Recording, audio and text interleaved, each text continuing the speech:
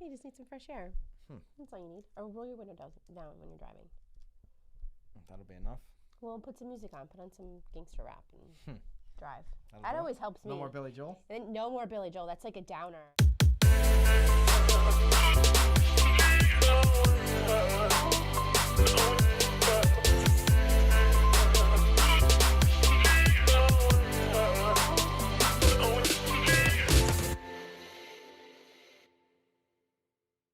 This is Byron and Nicole White, and you are tuned in to episode 93 of The Real Word. Word is up. The word is up. We got two quick rackets. I don't think it's going to be a long episode. I think we'll get right through it. We got Not two. feeling it today? Trying to get to 100? The march to 100. Just like check them off. Props to Harry. Gave us a call. He wants to be involved. He did. Harry wants to drive up here from Washington, D.C. I think it would actually be a lot more fun if we drove down there. Yeah. Or there's a train between us and D.C. A train? Yeah. The Amtrak. You would do that? Do it before I drive to D.C.? Yes. All right. You know what we should do? Because, you like to vlog and shit. We should get like a... Go to Byron Lazine YouTube for the vlog. We should like road trip it. Like get like a thing. What's a thing? Like a poncho? No, throw it. Help me out here, Ness. Like a, like one of those like cart? RVs. An RV. We could RV it. Yes, we could totally vlog our trip. Like see who survives. Ness, you're driving the RV. See who survives. Like who comes out on the other side, Byron or Nicole. All right, let's get into it. Racket number one. It created an absolute storm. A storm? A storm. I was going to use the real, the word before storm. Not a real storm. A storm. I feel like it was just like a little drizzle. I feel like it was drizzling. I felt like I made one of my Compass friends a little hurt on the inside. Wait, where does he? Is he in San Diego? He's in San Diego. Like we should go there. Yeah. He's always posting. He must sponsor the baseball team out there. Like he's always in like a club section. He did some type of I kind of like realtor maybe he'll invite association us to sit with the in Padres. there. That looks he has invited fun. us. He has. Yeah. Oh. I turned him down. Anyway, I would accept your invitation. He invited me. I don't know if you were in San Diego that day.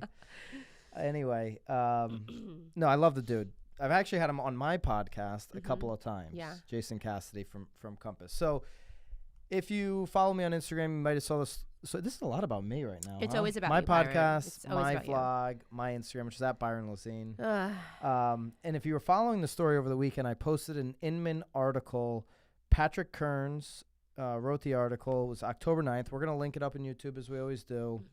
It's titled Softbank CEO Embarrassed by results of his tech investments. One of his tech investments, Compass. So here's how I started the Instagram story fiasco, which you can put the story up here. Suave. And I circled that headline and I wrote, good thing Compass isn't a tech company. And I wrote, okay, I'm just kidding, Compass friends. Jason Cassidy, not kidding to you though. And so... Oh, so you called him out. So I called him out on that. I instigated it. That's true. Oh, okay. I tagged him on it. So you turned it into something about yourself. Myself? Yeah. No. It's all about Compass. Well, you called him out. You wanted him to say something. But I called him out because a couple weeks prior, if you remember, in episode 91 maybe, somewhere in there. Sorry. I posted the Brad Inman graph showing that Compass had 5%... of their employees were tech-based software developers. Yes. Jason reached out to me immediately when he saw that. He said, hey, bro, just want to update you. Compass is closer to 19% of their employees are developers. Does he call you bro? He said bro? I don't know if he broed me, but I'm throwing that in there. So because you bro people. I bro people. Yeah. It makes them bro me back. It does? Yeah. I don't bro you. Yeah. But you don't bro me. I don't bro you, though. I don't bro. What does that mean? Chicks. What does it mean that I don't bro chicks? Oh, because I'm not a, okay. Okay. So, anyways, he wanted to clear that up. I would argue that 19% of your employees being developers and tech people still doesn't make you a tech company. Okay. Like, I don't know. There's not a true definition to it, obviously, but I think a tech company would have more than 19%. My whole, everybody's getting a little bit flustered here Well, they're all peacocking. Everyone's peacocking right now. Everyone feels vulnerable. Everyone's being pointed at. Everyone's being sued. And everyone's so uneasy. Everyone's peacocking. And so what happened next? Jason circled my story and said, there Byron goes, just headline rating. That's all he does. And he circles the point in the article that references. We do like headlines, though. Love headlines. We love them. Absolutely.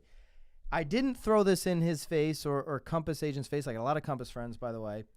I didn't throw this in their face because I thought that this line that he circled, that he wanted to point out, being the real meat and potatoes of this whole thing, is worse for Compass agents, okay?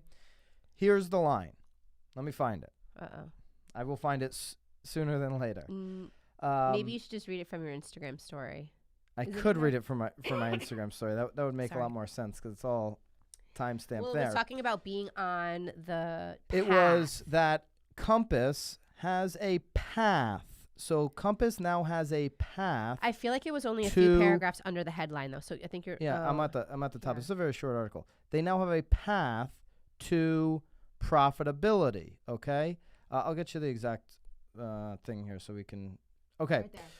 Compass, according to a Softbank source, does have a path to profitability, and discussions on becoming profitable are taking place at a high level, according to the source. This is what Jason circles and sends back to me. Byron, stop headline reading. And then I respond with, this is the worst news for you Compass agents. The fact that there's high-level people at Softbank, the people that gave Compass all the money to go out and buy agents and buy companies, the fact that these high-level execs are having these high-level discussions on how to be profitable is the worst news for every Compass agent out there.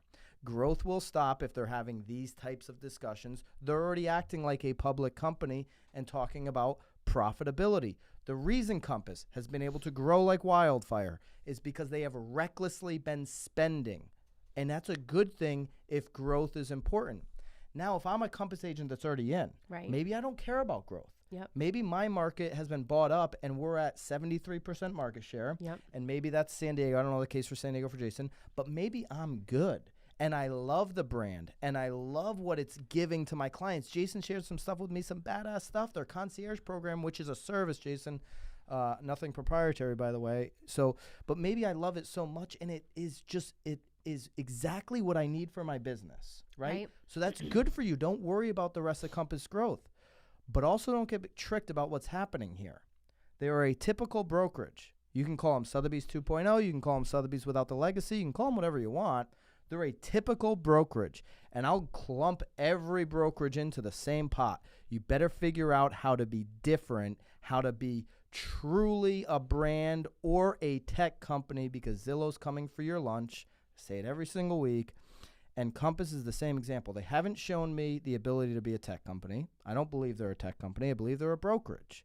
I believe that they are a very nice brand that is being built up very quickly, that is a competitor to a Sotheby's, a Douglas Elliman, a Coldwell Banker, those types of brands, right? And if you're comfortable working under that brokerage as an agent or a team, and it speaks to your individual brand, I applaud you for that. I want you to do more of that. But when we're just talking about where Compass is and these conversations around, Mr. San here, the SoftBank CEO, this is the reality of where they're at, of overspending. Right? You can just look at some of their other companies and kind of follow the trends. And we talked about it with WeWork and some of the issues that they're having. They're not in the business of losing all their billions and billions that they put into this fund. Right. They're in the business of getting a profit on it. And they will. And it will come at the cost of Compass growth. Well, you know how I feel about Compass. You love their signs? I do. That's it. Yep. So... Nothing else? That's how I feel. Jason, I love you. I love a lot of my Compass friends. What he's doing though, he has a brand. He's building his brand. Yeah, absolutely. And this is where him and I and this is probably going a little bit too much. We went back and forth on a DM, but I argued that his success was him. Right. He argued that a lot of it was not a lot of it, but he argued that give him the platform. Give him the platform. I'm sure. Certain pitches that he's gotten were more so he thought Compass, and I thought it was short selling himself. I thought if he was with Sotheby's and made the same pitch, he wins. He brought up that Compass Concierge platform as being a big thing that has won him business. Right. I mean, whatever is working for you and that you're able to feel comfortable with and utilize and use to your benefit, you're all winning. And if you can sell the leverage as an agent or a team that Compass is giving you, or that any brokerage is giving you to your advantage, absolutely do it. But don't get but here is my biggest issue, and I'm just going to circle all the way back to it because I brought it up before. My biggest issue with Compass agents is them strutting around saying that we're a tech company, we have some big secret, but then not showing it. If you're a tech company, show us. Period. End of story. End of story. Racket number 2. Love you guys from Compass, by the way. Throw me a comment in the comment section if you're from Compass and you hate me now. All right. Racket number 2. Is iRenting becoming a thing? We're talking about iBuying all the time, talking about Zillow all the time. Is iRenting now a thing? There's a startup that secured $3.3 million on a test basis to find out what the deal is. I love it. What do you think about this? What is it? And what do you think about it? So what's going on here is that if you are a landlord, what's the name of it? I'm sorry, Doorstead. Doorstead is co-founder by an Uber vet. Uber and Amazon vets, yes. They're giving you an instant offer on the rent. So say you have it rented for $2,000. I'm assuming they're probably not instant offering you the $2,000, but let's just say they are. I believe that they are there's like a 28. They're doing like a tour of the place or whatever. They are coming. Yeah. So I think there's like a 28 day from the time they give you the offer. They have 28 days to sort of retract that offer. If it doesn't work out or if they go through the property and find that it needs something else. So they are guaranteeing you that rent, that $2,000 rent. And then what they're doing and responsible for is managing the property. So they then find a tenant to move in. They're managing it. There is a fee. I think I read there that they do charge the landlord 8% of the monthly amount to cover the managing fees. But again, if they're renting it for $2,000 and then renting it out to say a third party for like $2,500, I believe the landlord, it says, is getting a percentage and then they're keeping the other end. So this to me is a true tech company play. You've got an Uber vet and an Amazon vet that are actually not just like a bunch of contactually software developers out of college that just got bought up. Like these are true software developers. I think it's amazing. So, I think it's amazing for the investment game. I think it would be amazing for, people that, again, this is though they did say this is strictly for the long-term leases. This isn't for like Airbnb. This is for people that have, multiple doors that want to rent. Here's what I think's going on, because some of these true tech guys, these developers, they're pretty heady, and they're like looking at this. They're looking at heady, like they think about shit more heady? Than I do. Yeah, it's like they get into their head and they think. I just wanted to clarify and all this kind of stuff, and so they're looking like Zillow and Open Door looked at the real estate market and they said, there's a huge margin in buying and then reselling homes. There's a huge margin there that we're not tapping into that we could. Well, they're also saying that there's a margin there of what people are not renting, because there's percentages of things that aren't rented, haven't been rented. So if they could clean that up and then market it properly. Yes, they're looking at the inefficiencies of the rental game. Yes. So if Nicole owns a rental property, and she's been, maybe it was handed down to her from family that owned it. So she's like, you know what? They were renting it out for $2,000 a month. And for the last 15 years, I've just been renting it out $2,000 a month because Nicole, just homeowner Nicole, not real estate professional that knows what she's doing and pays attention to market rates, is just like, hey, they're paying it. They're respectful, like $2,000. But now I look, and in the area, it's across the board, $3,500 rent. Right. There's a huge margin. Hey, how about you just rent it to us for the $2,500? We'll take care of everything. Sure. Now I have $1,000 of margin to play with because I know market value is $3,500. Right. That's what they're doing, and that's what all of these tech companies, guys, Zillow, Open Door, Redfin, they're chewing into the fat margins that are real estate, right? There's huge margins. They figured it out, and they're going to continue to create.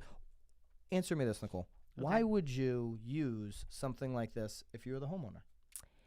Well, I mean, I read it, and I do have a rental property, and I would 100% do it because I know that I have constant money flow coming in. I know And that my because it bills saves are. you what? Oh, well, it saves me tons of time for sure. Saves you time. And at Yeah. the end of the day, I think. And if they're managing it too, I mean, the money's just coming in. I think we were talking about this before the show, and you were like, why? Somebody said it's a people business. What was the thing there? So go down. Go down. All the way to the bottom because it was a comment. Oh, that's right. Somebody in the comments Rick. section. Rick, our boy Rick. Love you, Rick. We're going to get a lot of hate mail here from this episode. But Rick says it baffles me as to why all this money talk from these startups and nothing about the fact that this is a people business. We're talking about rentals here, bro. If I'm renting an apartment, if I'm renting a condo, I don't give a crap who the human beings are that are renting it to me, the agents that are giving me the paperwork. Like, I want rental X. Yeah. I know there's competition. Especially right now when there's Get out of my way. Let me see it and tell me what I got to do to rent it. How much money do you need down? That is a transaction. And as a landlord, especially if you're a slumlord and you own hundreds of doors, I mean, you're really just looking at your bottom line. You're not necessarily concerned with. You're probably loving the fact that you're guaranteed this money each month instead of, like an absentee tenant that's then not paying their rent. If I'm on the landlorder, I love it. And it saves me time. Yep. I'm doing it. Yeah. And if I'm the tenant and I can save time, I'm doing it. Yeah. And that's a match made in heaven. So we'll see what happens here if they execute on it. But I think there's something here, whether this company executes on it or it's somebody else like Zillow or somebody else. I don't know. I think it is brilliant because think about how many times even in the normal real estate world where people have to keep the house or they want to keep the house, or like you said, somebody passes away and they're always asking us can you manage the home? Can you property manage? Do you know somebody that can property manage it? Or if it's a seasonal home and they want to do academic rentals. So it's definitely interesting. It'll be, somebody will really execute excited. on that because there is margin there. So yes, our Marketeer of the week. Ooh. Last week we had Bob. Yes, you loved Bob. Loved Bob. And he was just a he regular real estate agent. We didn't have any real estate agents this week that we thought we should have highlighted. Well, not that anyone brought to our attention. Not that anyone brought to our attention. I'm certain that there are tons of agents out there doing wonderful things. We just don't know about it. But we've got another big name here for our Marketeer of the week. And it was coming off of the heels of a Friday night, late night Instagram spree. Justin Bieber attempts to unload his $8.5 million house to his 120 million Instagram followers.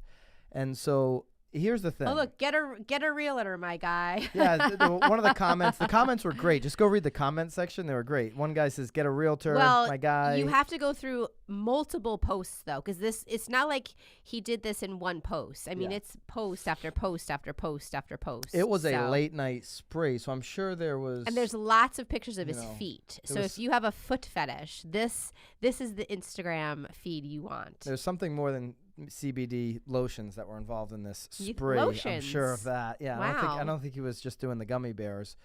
And so he's got an $8.5 million mansion in Beverly Hills. I'll be there tomorrow, by the way. Yeah? Yeah. Oh, you should hit him up. Maybe I'll buy the thing. Hit up the Biebs.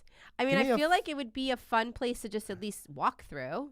Yeah, maybe I'll DM him. You think he'll answer me on the DM? I don't know. I'm sure he's getting tons of DMs at this point.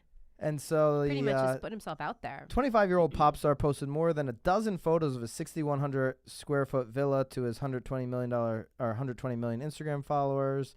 He and his wife, Hallie Baldwin, they purchased the mansion earlier in March. They named it the Tropics, and all of that good stuff. So it was listed back. You're making fun of his name? I don't know why they named it the Tropics. Well, Doesn't you seem sort of tropical. said it like you were making fun of it. Yeah, I am making fun. Oh, okay. I don't know why they named it the Tropics. It doesn't look tropical. And why does their house need a nickname, the Tropics, if it's not tropical? But anyways, that's just me. We haven't seen the outside. No, we haven't seen the outside. So $8.99 million was the original asking price. He's looking for someone to just make him an offer. Here's why this is the Marketeer of the week, and this is a brilliant move by Biebs, even if it looks like he was doing this coming off of the heels of a booze fest. A bender? A bender. Huh. A bender for the Bieber.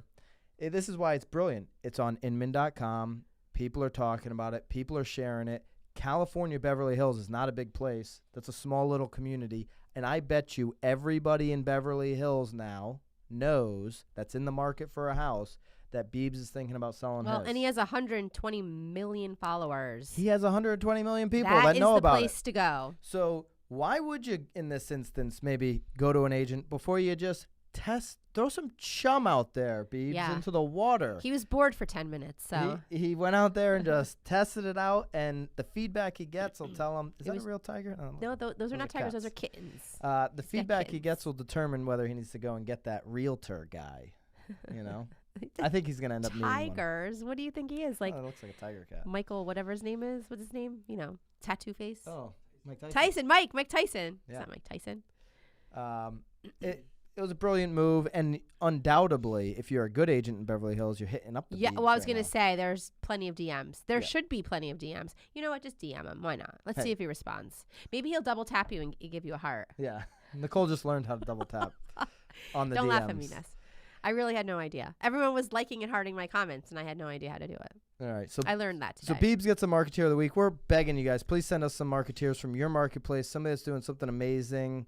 I know you don't want to promote your competitors. Maybe it's somebody in your office. Maybe it's you. Maybe you just did something amazing. Send in your videos. We won't tell anybody that you sent your own shit in. Don't worry. We'll say will we not found call it. you out. No, we won't. I won't. Well, maybe we will. I might. All right, guys. Appreciate you. Keep it real. We'll see you guys next week. Bye.